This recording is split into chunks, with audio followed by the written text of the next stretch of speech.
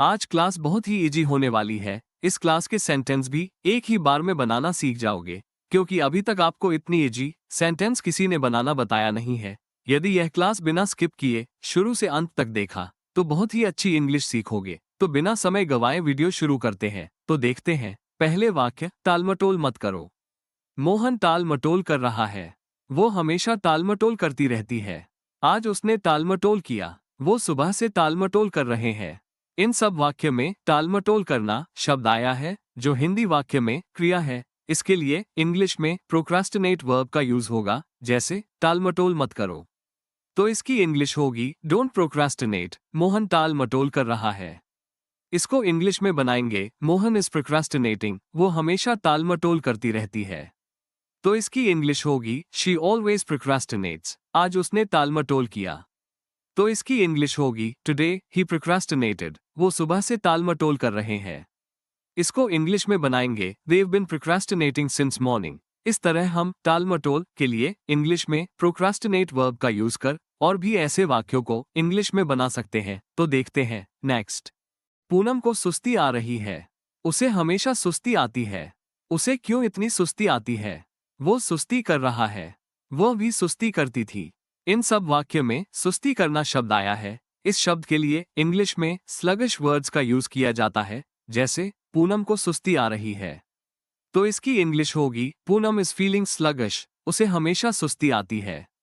तो इसकी इंग्लिश होगी शी ऑलवेज फील्स स्लगिश। उसे क्यों इतनी सुस्ती आती है? तो इसको इंग्लिश में बनाएंगे why does she feel so sluggish. वो सुस्ती कर रहा है।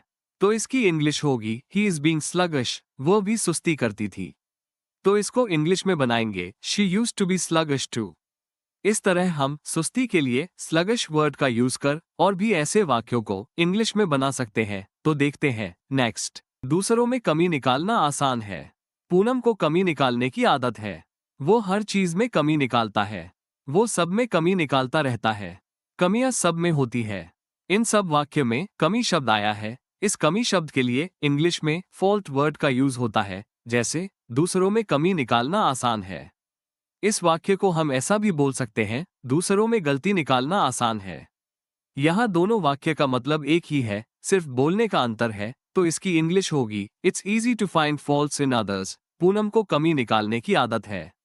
तो इसकी इंग्लिश होगी Poonam has the habit of finding faults. ऐसा भी बना सकते हैं Poonam is used to finding faults. वो हर चीज में कमी निकालता है।